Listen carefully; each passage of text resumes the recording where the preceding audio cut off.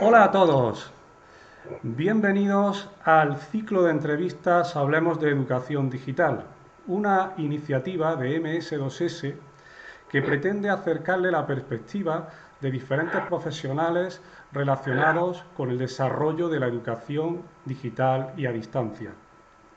Antes de nada, antes de comenzar, decirles que pueden dirigir sus consultas, ya sea de este vídeo o de nuestros servicios, a través de la dirección de correo info@ms2sgroup.com. La información de contacto de nuestra compañía la pueden encontrar al pie de este vídeo, ¿de acuerdo? Muy bien, hoy tratamos un tema de extraordinaria importancia para el entorno universitario, y es que precisamente profesores y alumnos en muy poco tiempo, en aproximadamente un par de semanas, tendrán que afrontar el proceso de evaluación. Y todo ello en el entorno que nos deja el COVID-19. ¿Están realmente preparadas las universidades para realizar una evaluación 100% online? Bueno, pues para esta pregunta tenemos aquí con nosotros hoy a Ricardo Conejo, que es catedrático de la Universidad de Málaga de Lenguajes y Ciencias de la Computación, y que nos dará su opinión sobre esta y otras preguntas que van a surgir seguramente durante la charla. Así que, buenas tardes, Ricardo. Buenas tardes. Muy bien. Pues mira, sin más dilación casi que entro ya con la pregunta que hacía al principio. A tu entender, ¿están preparadas las universidades para afrontar un modelo de evaluación 100% online? Bueno, las universidades llevan ya más de entre 10 y 12 años, por lo menos, utilizando plataformas virtuales de enseñanza basadas en Moodle o basadas en otras plataformas para el soporte de los estudiantes y que incluyen también herramientas de evaluación online. Principalmente, podríamos distinguir dos partes. Por un lado está el hardware, que es el soporte de físico material para dar alojamiento en los servidores a estos programas. Estaba preparado al principio estaba preparado para el uso normal que veníamos haciendo siempre. Al principio del uso cuando empezó el confinamiento, pues claro, hubo unos puntos que momentáneamente hubo algunos problemas que se solucionaron por el exceso de uso que tuvo en ese momento. Ya poco a poco se fue adaptando, se fue acomodando y se amplió lo que se pudo, se pusieron más servidores y el campus virtual de la Universidad de Málaga pues siempre ha estado funcionando bien, salvo algún momento que no ha funcionado. El software, pues el software ha estado siempre disponible desde hace mucho tiempo, desde hace más de 10 años ya está el software de evaluación y se venía usando pues eso con más o menos uso dependiendo de cada uno de su asignatura. Al tener la posibilidad de la evaluación presencial, pues claro, la evaluación online pues no se ha usado tanto y se usaba más, el campus normalmente se ha usado más para poner apuntes, para los foros, de asistencia a los alumnos, para el chat, para entrega de tareas, también para todo eso sí se ha usado. En evaluación, pues también se ha hecho mucha evaluación con el campus, pero bueno, muchas veces en la evaluación que se hace durante el curso. La evaluación final se quedaba siempre para... Sí, para pruebas presenciales. Efectivamente, sí, con lo cual, en principio, podemos entender que la universidad como institución, en cuanto a herramientas, sí estaba más o menos preparada, ¿no? Por decirlo así. Sí, sí. Pero claro, aquí hablamos como institución. Pero no obstante, también los protagonistas aquí son profesor y alumno, con lo cual, desde esa perspectiva, entendemos que los alumnos, ¿vale? Ya sí están preparados, ¿vale? Porque son una generación con ciertas competencias digitales que ya llevan puestas, ¿vale? O eso entendemos. Aunque también me gustaría saber tu opinión sobre ello, pero por otro lado, los profesores. ¿Los profesores están realmente ellos preparados para afrontar un nuevo sistema de evaluación muy diferente al que venían haciendo? Bueno, pues igual que antes, los alumnos, desde el punto de vista del hardware, bueno, están preparados. En nuestro caso, por ejemplo, que somos la escuela de informática, pues evidentemente nuestros alumnos casi todos tienen un portátil, la mayoría. Entonces, ahí la disponibilidad del hardware pues también puede ser un problema. La universidad ha puesto a disposición de los alumnos que lo necesitan la posibilidad de llevarse con préstamo algún portátil de los laboratorios y todo eso. Y desde el punto de vista del software, pues el software que tienen que utilizar es muy sencillo porque se hace a través de cualquier navegador web. Si están preparados los alumnos para hacerlo, pues yo creo que sí, porque realmente el uso de la tecnología pues no es muy complicado. Lo que sí es necesario, siempre que se haga un examen o siempre que se hace una prueba que tenga repercusión, pues es hacer una prueba antes, porque hay algo que se llama sobrecarga cognitiva, que es cuando tú estás haciendo un examen, pues te tienes que concentrar en el examen, no en cómo funciona la herramienta con la cual estás haciendo el examen.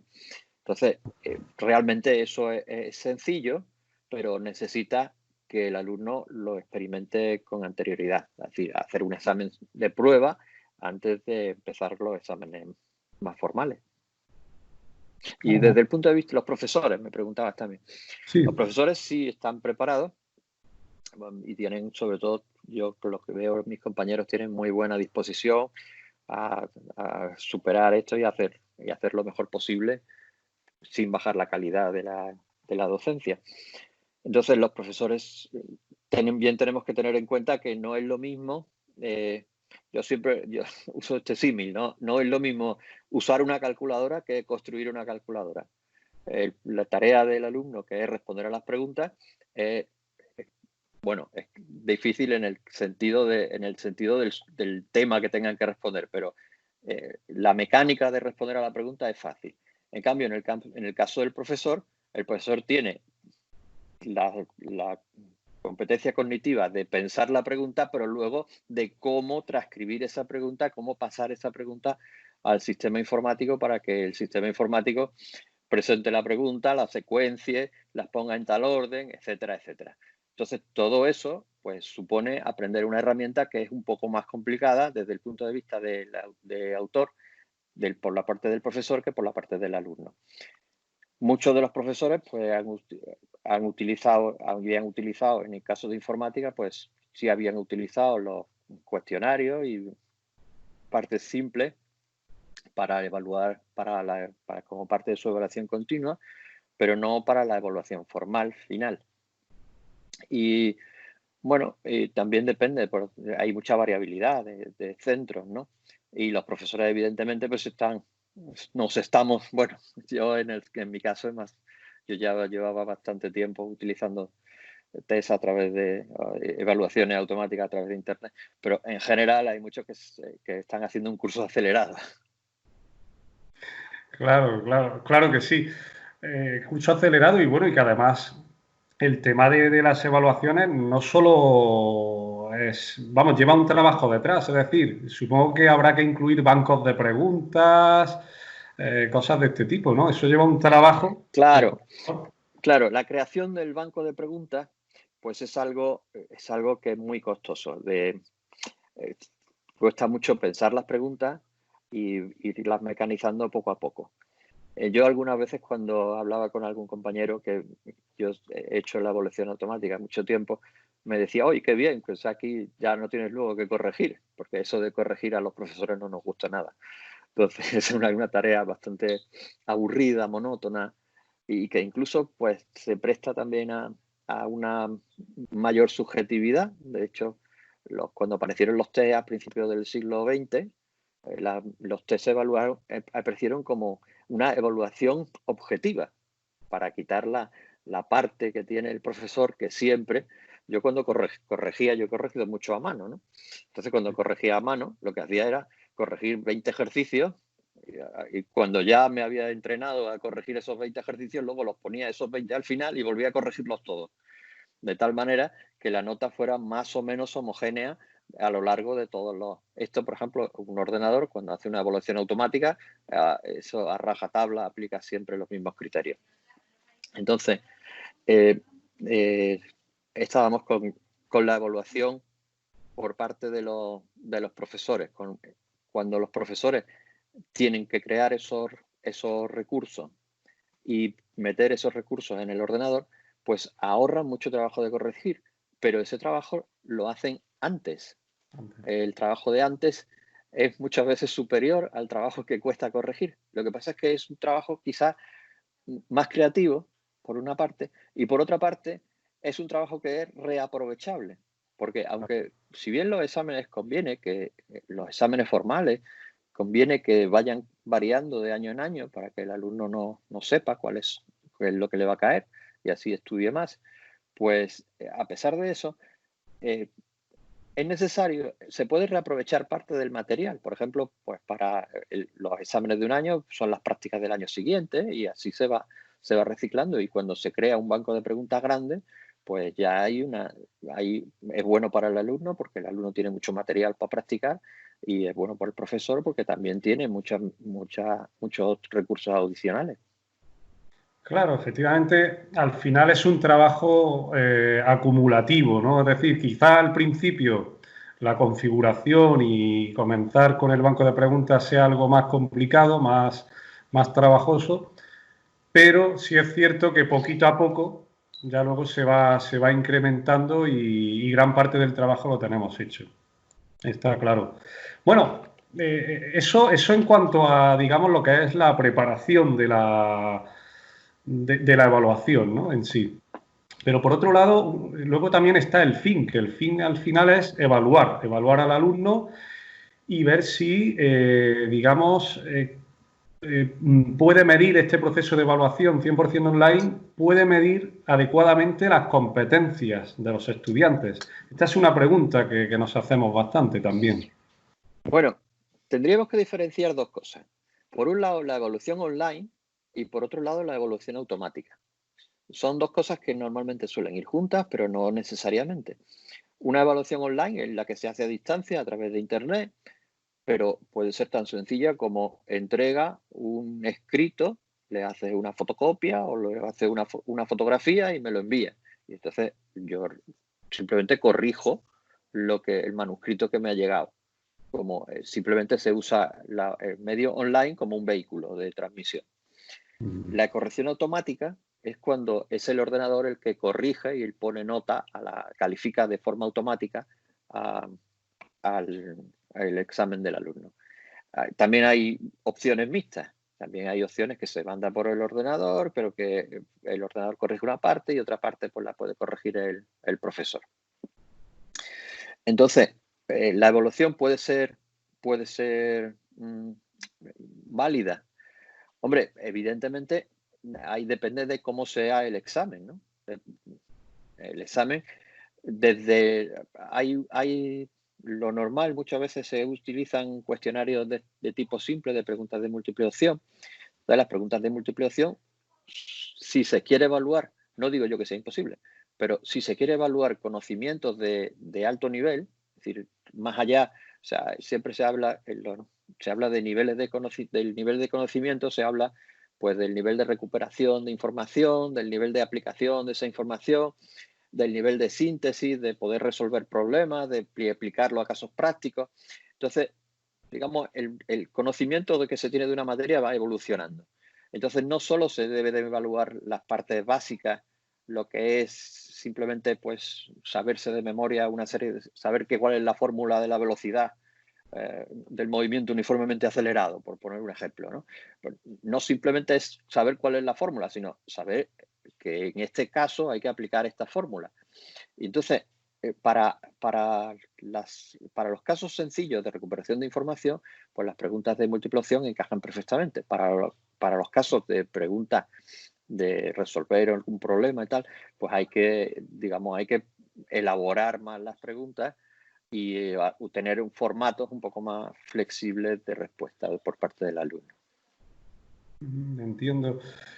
Curiosa esta distinción que haces entre evaluación online y evaluación automática, que evidentemente en la mayoría de los casos tendrán que ir juntas, ¿vale?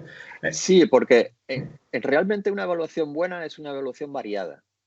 Para, y realmente una de las cosas que viene muy bien, también viene bien ahora, y yo creo que además siempre, incluso en el caso de evaluación presencial, siempre ya venimos mucho tiempo haciéndolo en la universidad, que es la evaluación continua. Es decir, no basta con poner una nota al final con un examen para medir el conocimiento del alumno. Eso es una evaluación demasiado estricta. Lo bueno es hacer una evaluación a lo largo de todo el curso. Entonces, la evaluación a lo largo de todo el curso, pues claro, también lo que requiere es mucho trabajo por parte del profesor, para que el profesor sea capaz de seguir eso. Si tiene, yo tengo ciento y algo alumnos, ¿no? Entonces, con ciento y pocos alumnos, pues es difícil corregir manualmente ciento y pico ejercicios todas las semanas o cada 2 semanas corregir un ejercicio largo. Entonces, ahí es donde viene a ayudar mucho la evaluación automática.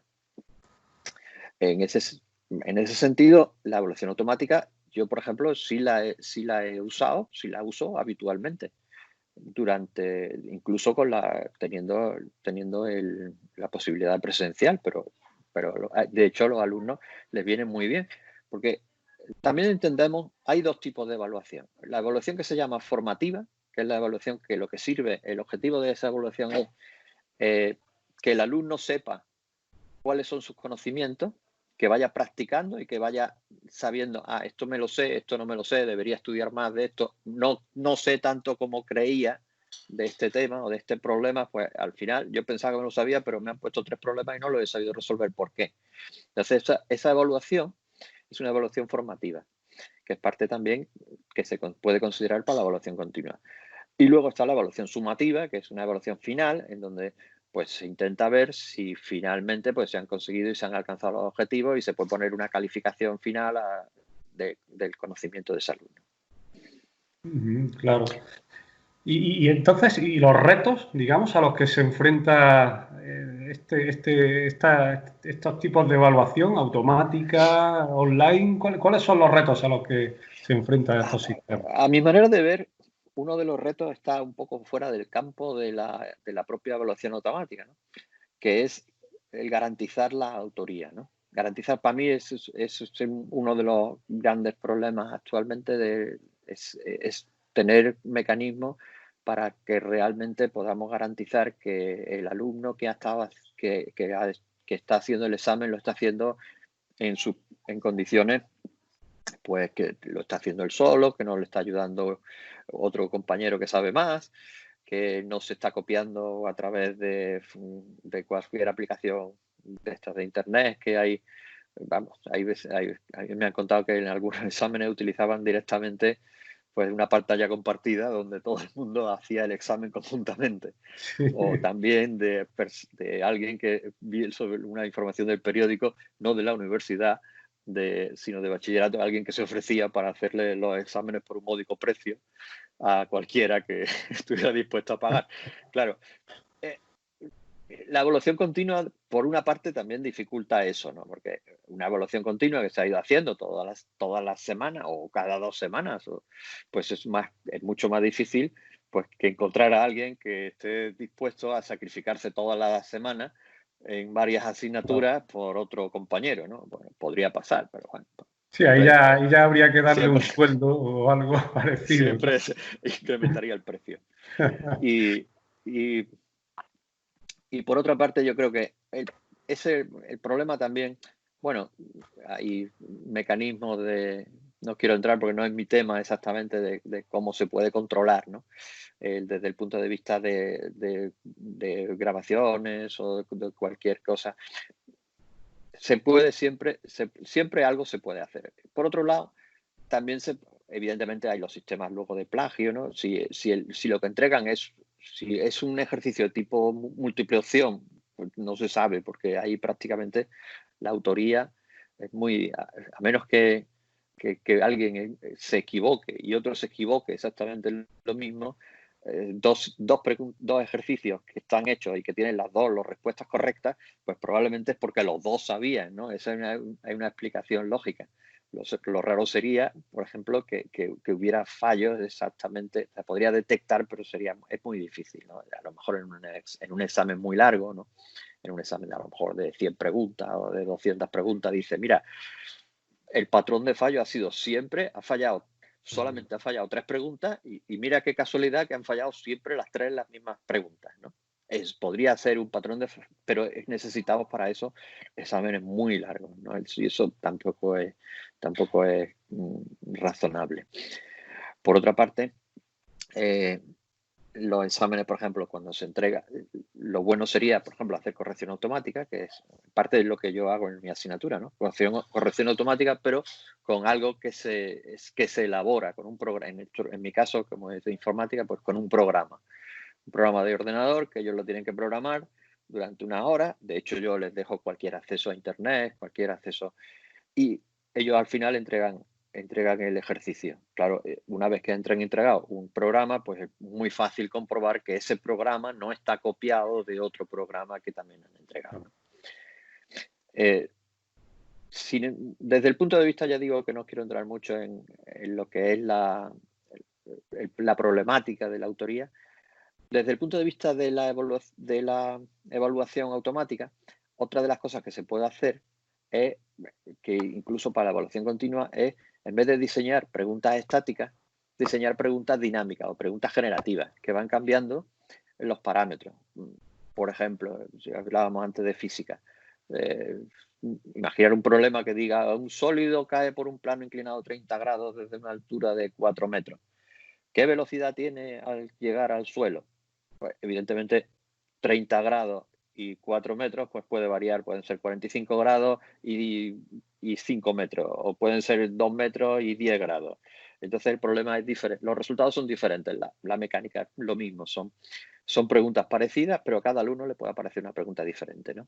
Ese tipo de preguntas pues hace que los alumnos, bueno, pues primero pueden hacer el test las veces que quieran, porque uno de los problemas que tienen los test fijos, por ejemplo, para los test fijos también hemos dicho que también son muy útiles para la evaluación formativa.